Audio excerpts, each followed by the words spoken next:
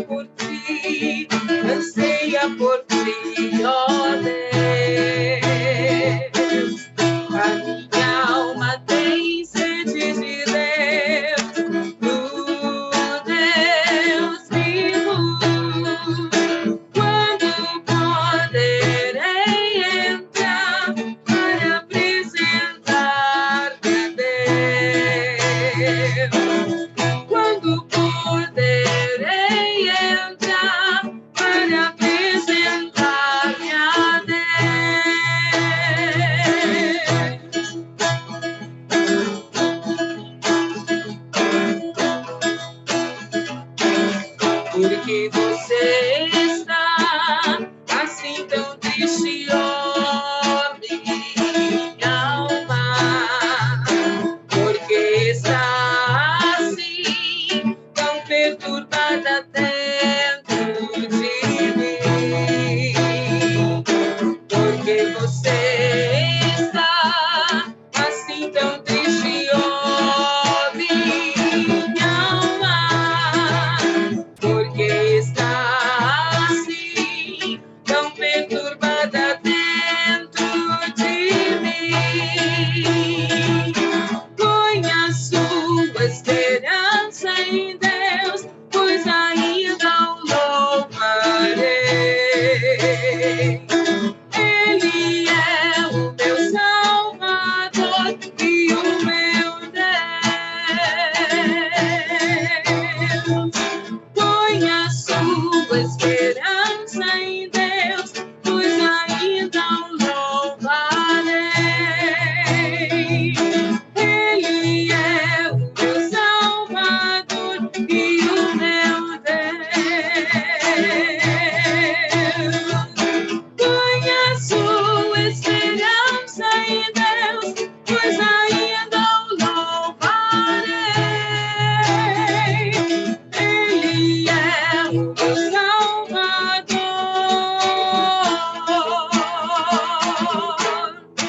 e o meu Deus.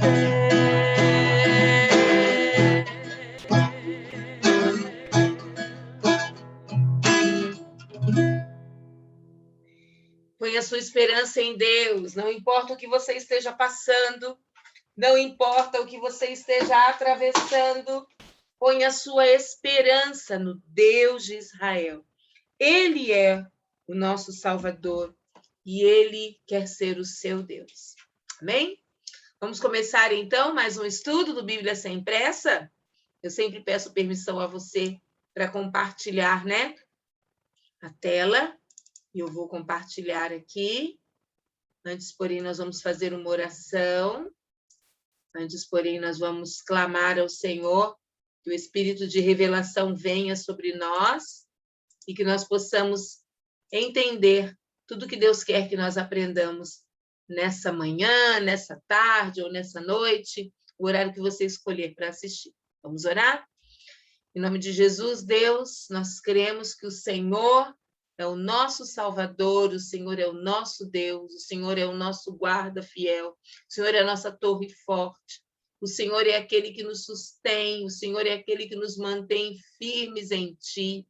E nós, ó Pai querido, queremos te louvar por esse privilégio que temos de estarmos aqui para estudarmos mais uma parte da tua palavra. Desta feita, vamos entrar no livro de Deuteronômio, 5º livro escrito por Moisés, o Pentateuco, e nós pedimos mais uma vez a tua revelação, em nome de Jesus. Amém e amém. Amém? Glória a Deus. Eu falei que esse livro foi escrito por Moisés, mas no meio desse livro Moisés parte, né? Então, provavelmente ele não tenha terminado. Ele conta a história, mas talvez não tenha sido ele que tenha escrito. Então, a gente não sabe ao certo quem escreveu, né? Algumas versões dizem que foi escrito por Moisés, né? Mas não nos esqueçamos que ele morre no final. Então, como ele ia escrever depois de sua própria morte, né? Então, talvez seja alguém muito próximo a ele, talvez seja Josué, né? Que estivesse bem perto de Moisés. Então, vamos lá. Onde nós paramos? Nós paramos no resumo do livro de Números, que está lá no capítulo 36, verso 13, que diz assim: são esses os mandamentos e as ordenanças que o Senhor deu aos israelitas por intermédio de Moisés nas campinas de Moabe, junto ao Jordão, frente a Jericó. Então, aqui está o resumo do livro de Números. Nós paramos exatamente aqui. E vamos entrar hoje em Deuteronômio, né? Nós vimos que Deus nunca esquece a mulher, Jesus sempre valorizou a mulher, não sou esquecida por Deus e ele se lembra de mim o tempo todo. Então, em tempos assim, onde a mulher está sendo tão menosprezada, né? Nós vemos algumas culturas aí que não permitem que a mulher estude, não permite que a mulher tenha sua vida própria. O Senhor nos valoriza. Jesus sempre valorizou a mulher e sempre valorizará. Amém? Então, nós vamos entrar em Deuteronômio, capítulo 1, e nós vamos falar muito sobre essa palavra, legado. O que é um legado? Legado é o que uma pessoa deixa em testamento. O último desejo de alguém é um legado, efetivado por meio da transferência de valores, de bens, etc. Ou seja, uma herança. Legado também é uma missão destinada a alguém por quem está prestes a morrer. Então, Moisés, né? Vamos aprender que ele está pertinho de sua morte. E, por isso, ele deixa para as próximas gerações um legado. Lembre-se, o tema de Deuteronômio é lembrança. E é um livro que fala sobre legado. E o que nós aprendemos com esse estudo é: honre o passado, trabalhe no presente, construa um futuro. Né? Assim que aprendermos e lembrarmos de todas essas dicas, nós vamos deixar um legado para alguém. Então, nós vamos honrar o passado, não vamos ficar presos a ele, mas vamos honrá-lo. Vamos trabalhar muito no presente para que possamos construir um futuro. Moisés está mais maduro agora, né? No capítulo 1 de Deuteronômio, nós vemos um Moisés maduro, ciente de que não entrará na terra prometida. Ele não entraria na terra prometida porque Deus assim falou. Agora ele tem 120 anos e Moisés se transforma num contador de histórias, histórias verdadeiras, histórias de seu povo que morreu no deserto.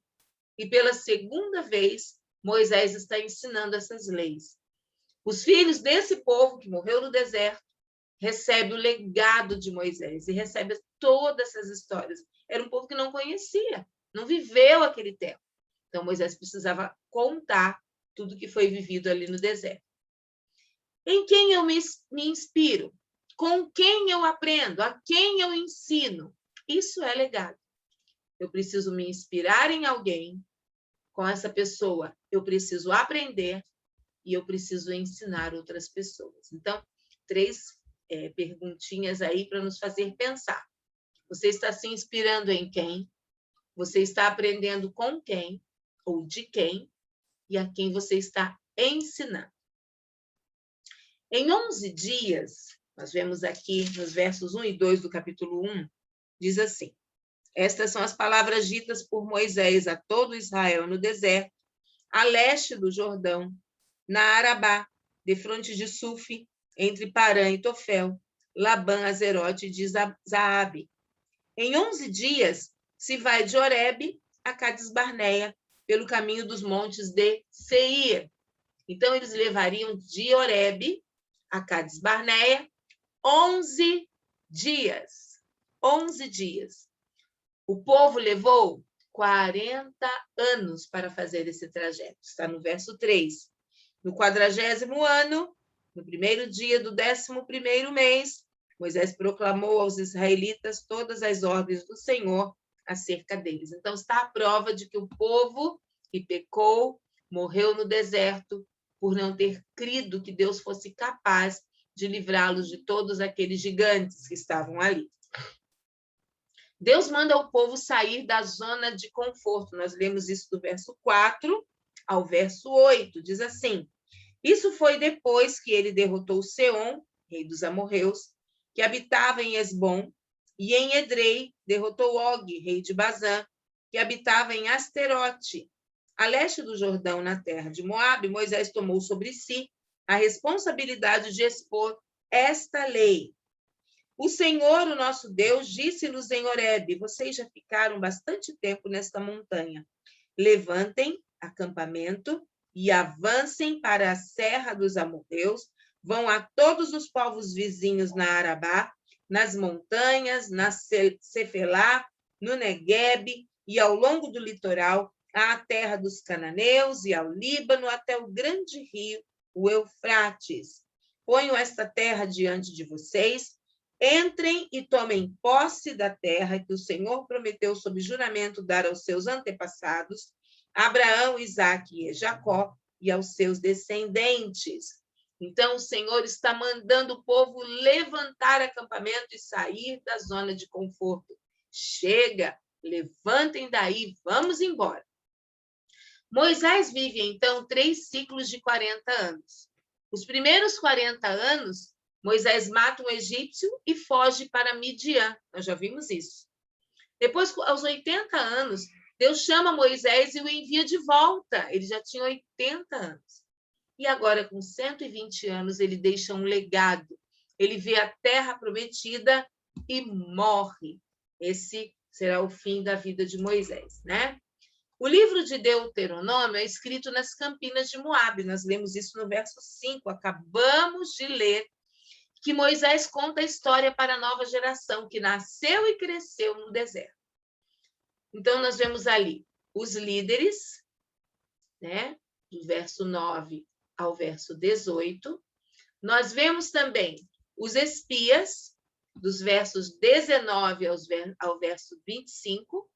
Nós vemos a rebelião, que foi o motivo da antiga geração morrer e não entrar na terra prometida, que nós lemos dos versos 26 a 33. Então, nós vemos muitas coisas acontecendo nesse primeiro capítulo, e vale a pena você printar a tela, caso você tenha alguma dúvida, para você poder ler o que está acontecendo ali, ok? Então, o povo, né, que saiu do Egito, eles não confiaram e não creram no Senhor, mesmo sendo uma geração nova. Por que Moisés fala isso nos versos 32 e 33? Vamos ler? Diz assim: apesar disso, vocês não confiaram no Senhor, o seu Deus, que foi à frente de vocês, numa coluna de fogo de noite e numa nuvem de dia, procurando lugares para que vocês acampassem, né?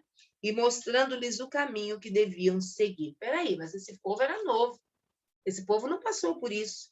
A expedição, o reconhecimento da terra, a rebelião contra Deus. Não, esse povo era jovem. Então, por que será que Deus coloca a culpa neles? Por que será que Deus fala assim, vocês não confiaram no Senhor, o seu Deus, se eles eram um povo novo? Embora eles fossem pequenos ainda, eles levavam o peso da antiga geração. O que eu aprendo com isso?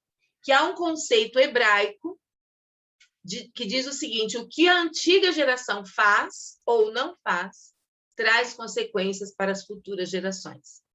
Legado é colheita. E nessa colheita, você pode colher coisas boas e coisas ruins também. Isso é Shemitah, gente. O Shemitah é exatamente isso.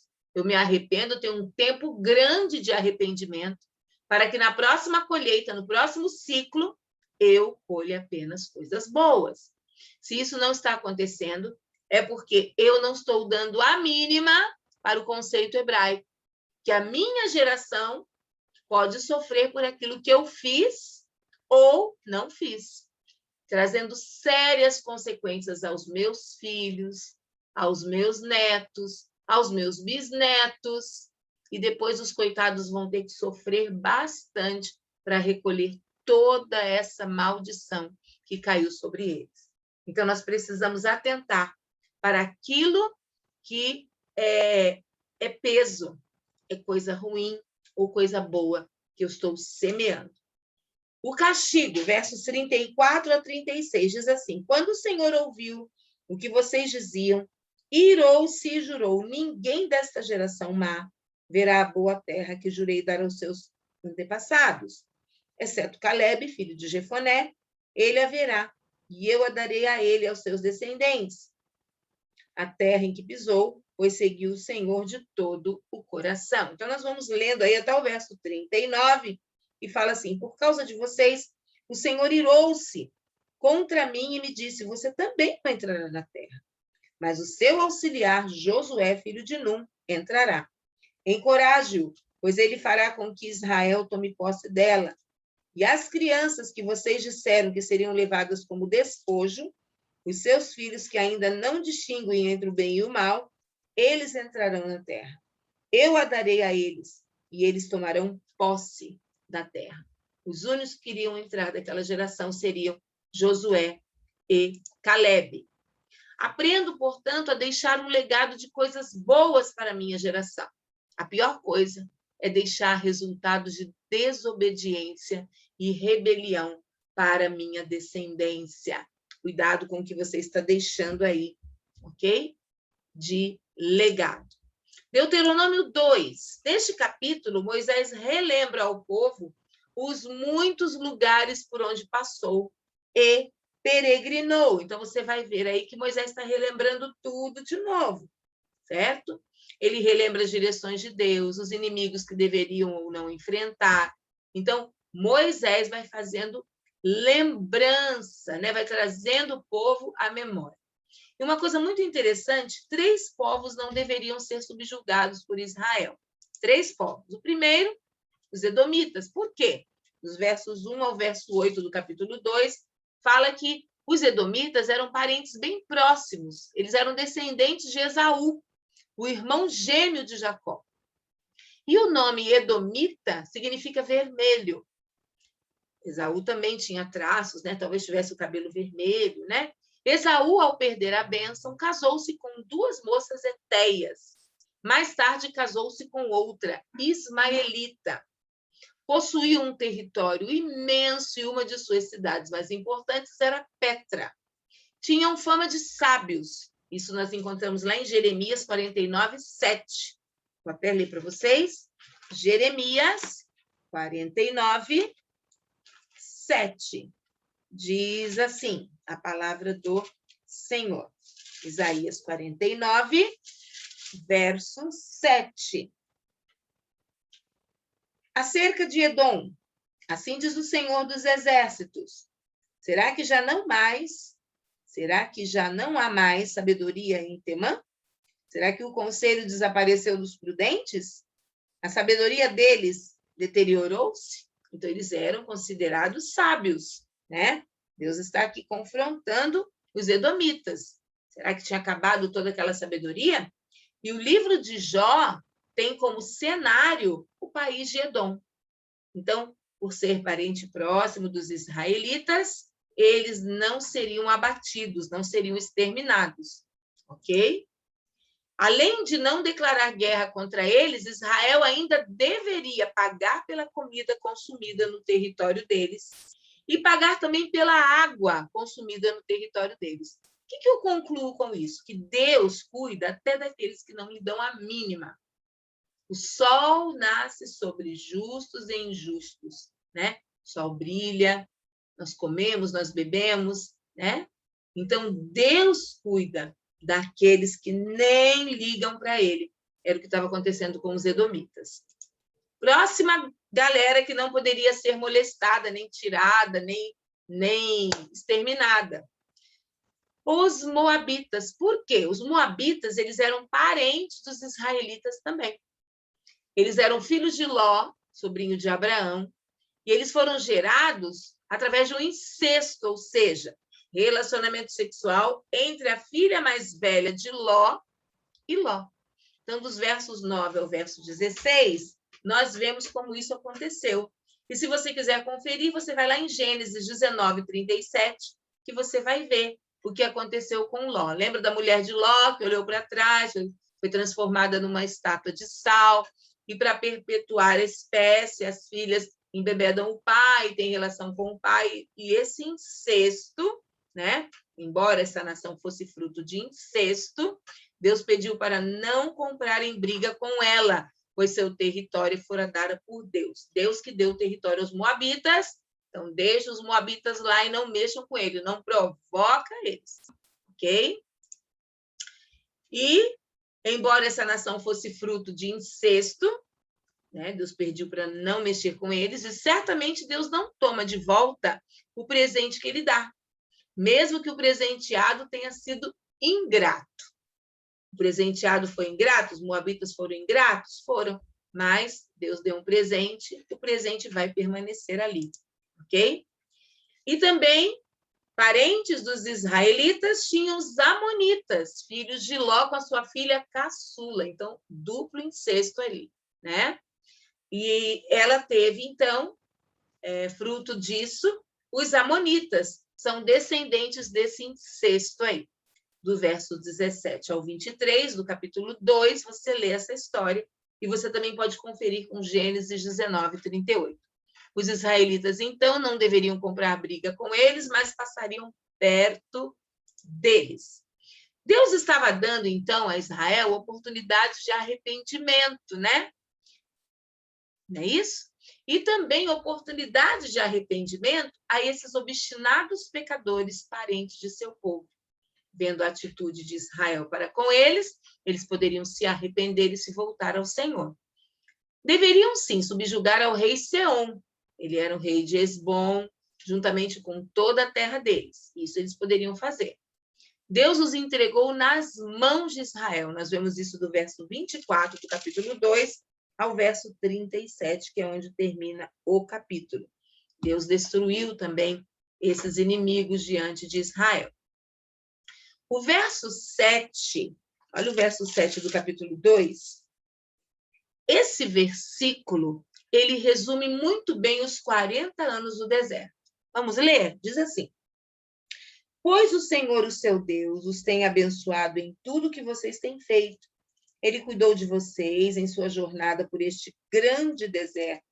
Nestes 40 anos, o Senhor, o seu Deus, tem estado com vocês e não lhes tem faltado coisa alguma.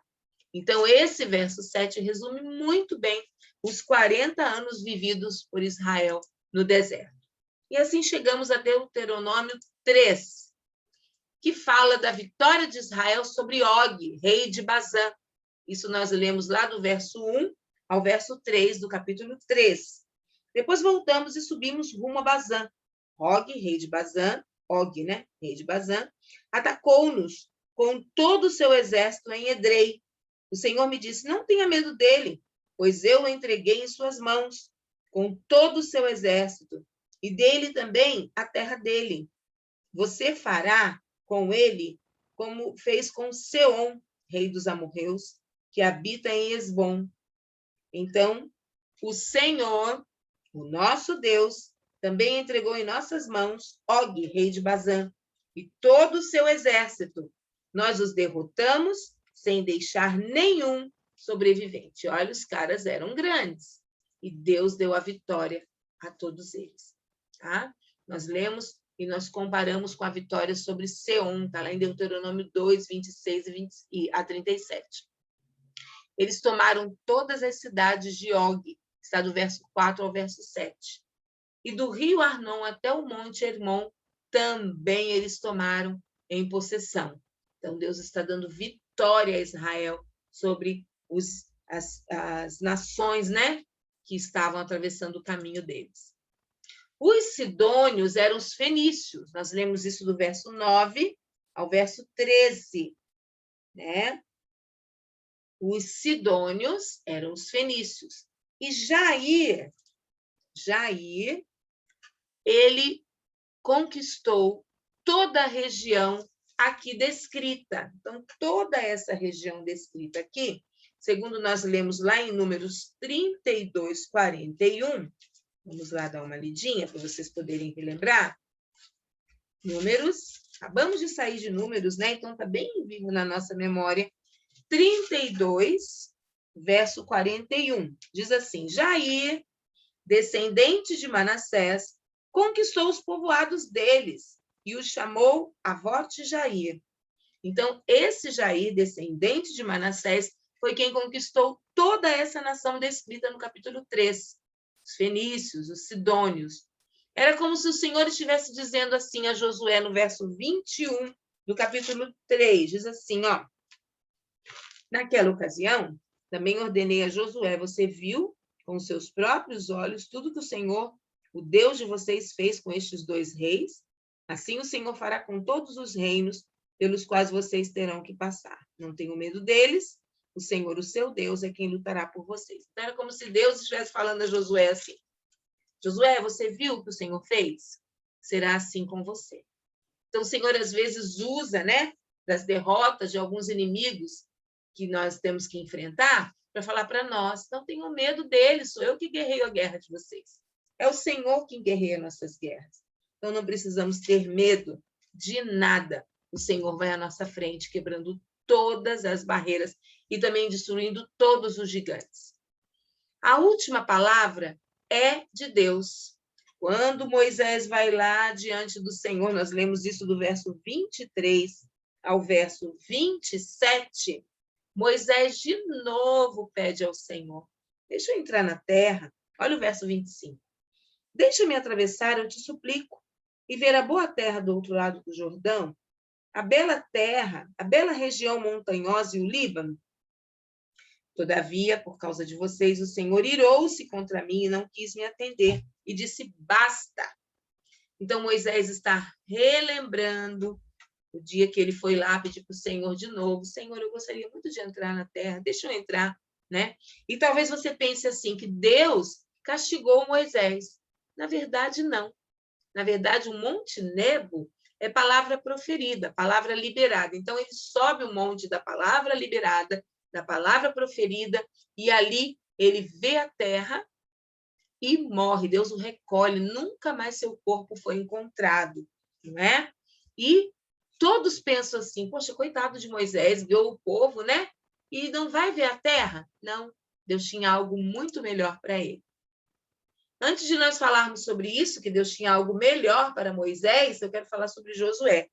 O verso 28 fala assim, portanto, dê ordens a Josué, fortaleça-o e encoraje-o, porque será ele que atravessará a frente deste povo e lhes repartirá por herança a terra que você apenas verá. Às vezes você pode pensar que Deus, né, talvez fosse injusto com Moisés. Deus não foi injusto. O perfil de Moisés não era de guerreiro.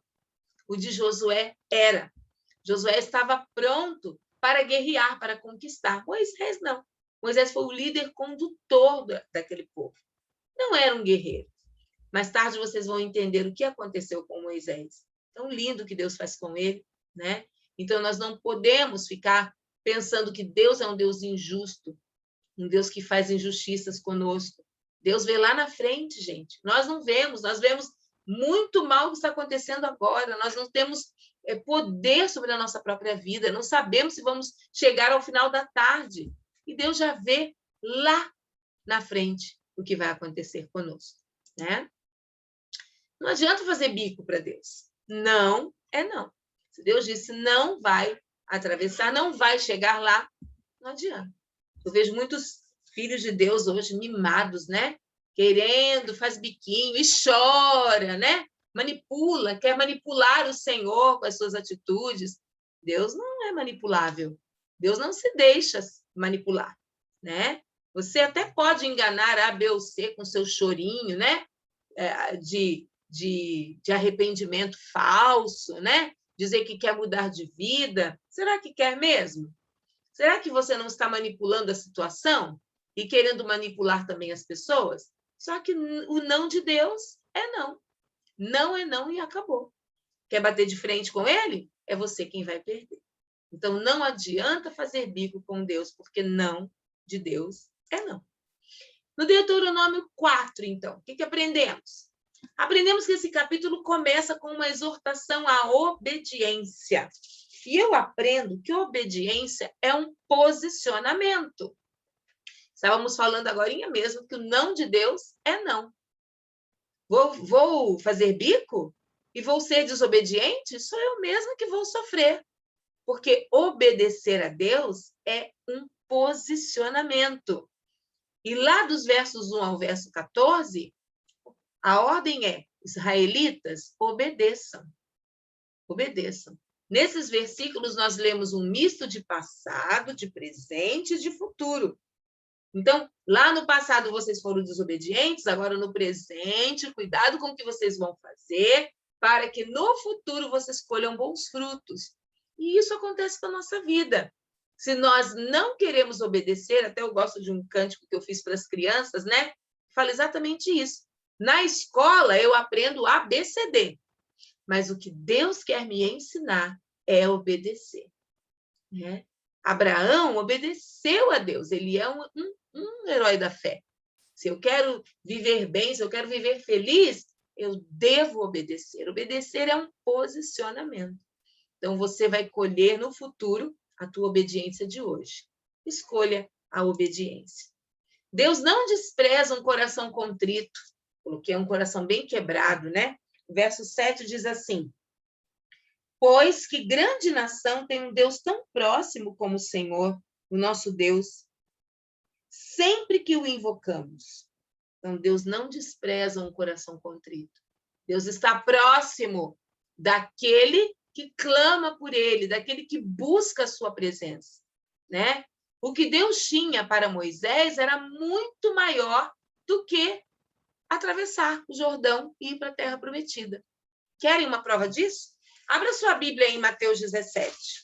Quando você vai lá para o Evangelho de Mateus, capítulo 17, você vê o que Deus tinha para Moisés. Moisés não era um guerreiro, mas Moisés ia participar de um espetáculo, de um evento com Jesus, né? Um evento muito lindo, muito maravilhoso, que foi a Transfiguração. E aí, Moisés e Elias aparecem junto aos discípulos e essa aparição prova que Deus estava com Moisés ali pertinho dele. Que coisa maravilhosa, não? Então, o que Deus tinha para Moisés era Jesus, era conviver com o Senhor Jesus. Muito melhor do que ficar entrando em Jericó e guerreando e destruindo nações. Não. O que Moisés tinha que fazer, ele fez com louvor, era conduzir o povo até o Jordão, né? Até o Monte Nebo. E ali ele entrega essa tarefa para Josué. Pisar na terra prometida para Moisés era muito pouco. 120 anos, será que ele estaria pronto? Dar 7 voltas em Jericó? Não. Conheço meu filho, Moisés, é melhor para você. Pisar na terra prometida para você, Moisés, é muito pouco. Vem aqui na eternidade passar um tempo com meu filho. Deus talvez estivesse dizendo, talvez não, com certeza disse isso para Moisés. E Moisés entendeu. Um não de Deus agora, quando Deus te diz não, um não de Deus agora pode ser uma bênção para o futuro. Muitas vezes a gente erra muito quando Deus fala não para a gente, né? Porque acha que Deus é mau, Deus quer o nosso castigo, Deus quer a nossa destruição. E, na verdade, Moisés foi honrado com um líder condutor e recebeu um não de Deus e aceitou. Josué foi um líder guerreiro. Lá em Levítico, capítulo 3, do 23 ao 28, nós vemos quando Deus nos fala não, é para nós aceitarmos com alegria esse não de Deus. Verso 9 do capítulo 4 diz assim: apenas tenham cuidado, tenham muito cuidado para que vocês nunca se esqueçam das coisas que os seus olhos viram, Conservem-nas por toda a sua vida na memória. Contem-nas a seus filhos e a seus netos. Isso é legado. Moisés não foi curtir sua aposentadoria num resort, mas animadamente ele deixou um legado para aquela geração. Ele poderia falar assim: muito bem, Deus, você não vai deixar eu entrar na Terra Prometida, então eu vou me aposentar, eu vou passar esses últimos dias que eu tenho num resort, aproveitando minha aposentadoria, ficando de boa ali, eu já estou velho. Não, Moisés ele não era assim. Ele era condutor, e enquanto ele não acabou tudo, ele não sossegou. Então, ele foi contar para a próxima geração, né? Deixando um legado de obediência e temor ao Senhor. Olha que raízes profundas Moisés deixou naquela geração, né? Que havia nascido e crescido no deserto, mas não tinha passado muita coisa. Então, ele vem relembrando tudo que aquela geração precisava lembrar e não esquecer. A tônica de Deuteronômio, sabe qual é? Bênção em obedecer, maldição em desobedecer. Israelitas, não esqueçam, está lá no verso 22 e 23 do capítulo 4, e diz assim, ó, 22 e 23. Tenham o cuidado de não esquecer a aliança que o Senhor, o seu Deus, fez com vocês. Não façam para si ídolo algum, com a forma de qualquer coisa que o Senhor, o seu Deus, proibiu. Pois o Senhor, o seu Deus, é Deus zeloso, ele é fogo consumidor. Eu li também o 24. Então, Deus manda não fazer para si, para o povo, ídolos algum, com a forma de qualquer coisa que o Senhor proibiu. Então, gente, não é para fazer ídolos, é na palavra. E por que tem muita gente que faz? Porque é desobediente, não é? Então, há uma grande maldição quando eu desobedeço a Deus. Não esqueçam, israelitas, Deus é zeloso, Deus é um fogo consumidor. Moisés profetiza até o exílio babilônico. Olha do verso 25 ao 32, eu vou ler um pouco aqui para vocês. Quando vocês tiverem filhos e netos e já estiverem há muito tempo na terra e se corromperem e fizerem ídolos de qualquer tipo, quer dizer, ele sabia que o povo ia errar o alvo, né, com Deus, de qualquer tipo, fazendo o que o Senhor, o seu Deus, reprova, provocando a sua ira, invoco hoje o céu e a terra como testemunhas contra vocês de que vocês serão rapidamente eliminados da terra, da qual estão tomando posse ao atravessar o Jordão. Vocês não viverão muito ali, serão totalmente destruídos. O Senhor os espalhará entre os povos, olha só o exílio, começando pelo exílio babilônico, e restarão apenas alguns de vocês entre as nações às quais o Senhor os levará. Então, Moisés tinha muita revelação de Deus, é o que a gente pede, né? Toda Bíblia sem impressa, a gente pede muita revelação ao Senhor. Lá onde? Lá no exílio, de lá, né? Do exílio, vocês prestarão culto a deuses de madeira e de pedra. Deuses feitos por mãos humanas. Deuses que não podem ver, nem ouvir, nem comer, nem cheirar. E lá procurarão o Senhor, o seu Deus, e o acharão, se o procurarem de todo o seu coração e de toda a sua alma. Quando vocês estiverem sofrendo e todas essas coisas tiverem acontecido com vocês, então, em dias futuros, vocês voltarão para o Senhor, o seu Deus, e lhe obedecerão, pois o Senhor, o seu Deus, é Deus misericordioso. Ele não os abandonará, nem os destruirá, nem se esquecerá da aliança que com juramento fez com os seus antepassados. Perguntem agora, aos tempos antigos, antes de vocês existirem, desde o dia em que Deus criou o homem sobre a terra, perguntem de um lado ao outro do céu, já aconteceu algo tão grandioso? Ou já se ouviu algo parecido?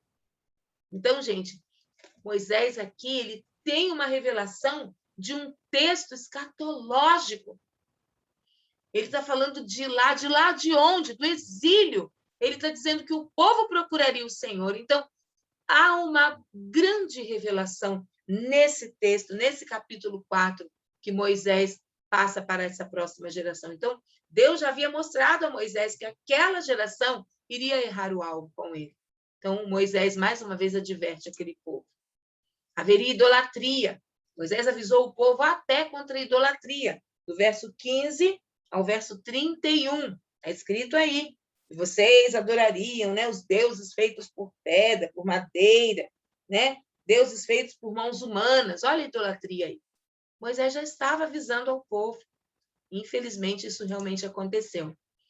Eles esqueceram que Deus é único. Ele é o único Deus. E nós lemos isso do verso 32 ao verso 40. Né? Tudo isso foi mostrado a vocês para que soubessem que o Senhor é Deus e que não há outro além dele. Deus é o único Deus. O único Deus. Lá no verso 39 diz assim: reconheçam isso hoje e ponham no coração que o Senhor é Deus em cima nos céus e embaixo na terra. Não há nenhum outro. Obedeçam aos seus decretos e mandamentos que hoje eu lhes ordeno, para que tudo vá bem com vocês e com os seus descendentes, e para que vivam muito tempo na terra, que o Senhor, o seu Deus, lhes dá para sempre. Um dia o dono chega, o dono virá a essa terra, e nós teremos que prestar contas ao dono da terra, que é Deus. Cidades de refúgio, mais uma vez, Moisés relembra as cidades de refúgio, lembra? Quando alguém matar alguém por engano, né? Cometer um assassinato por engano, vai poder ir para as cidades de refúgio. Bézer, no planalto do deserto, para a tribo de Ruben. Ramote, em Gileade, para a tribo de Gade. Golã, em Bazã, para a tribo de Manassés. Então, tem os nomes aí das cidades de refúgio, e elas são faladas do verso 41 ao verso 43. E Moisés introduz a lei, do verso 44 ao 49. Por quê? Que há uma repetição das leis. Porque aquele povo era um povo jovem, que tinha nascido e crescido no deserto. Por isso que Moisés, de novo, está relembrando todas as leis, né? Que os israelitas observaram quando saíram do Egito. Mas aquela galera faleceu, morreu, foi exterminada por Deus, e seus filhos agora precisavam de novo ter o conhecimento dessas leis. Devo ser incansável em ensinar, é o que eu aprendo aqui. Por isso que eu não me canso de estar aqui todas as semanas. Enquanto Deus me der vida e saúde, eu estarei aqui. Que alegria será, né? Quando nós chegarmos no último capítulo de Apocalipse e nós pudermos falar assim, olha, completamos o Bíblia Sem Pressa. Vamos parar de ler a palavra? Nunca mais. Nunca mais. Mas nós leremos com mais vontade, com mais dedicação, né? Poderemos mergulhar mais a fundo. Quem sabe você se levante e faça a nova versão do Bíblia Sem Pressa com outro nome. Faça aí para mim, para eu poder te seguir e poder apoiar você nesse projeto. É o que mais queremos, é que você seja abençoado nesse projeto do ensino da palavra. Então, não se canse de ensinar, principalmente a palavra de Deus. E, por fim, chegamos a Deuteronômio 5, quando Moisés repete tudo que estava escrito em Êxodo 20. E lá de Deuteronômio 5, do 1 ao 21, Moisés vai falar toda a lei. Não terás outros deuses diante de mim, não farás para ti imagem de escultura. E lá vai Moisés falando.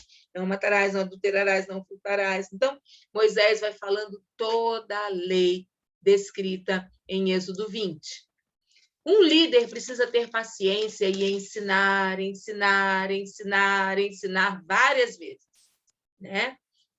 Moisés queria que aquele povo saísse da cultura do Egito, que dependesse de Deus somente.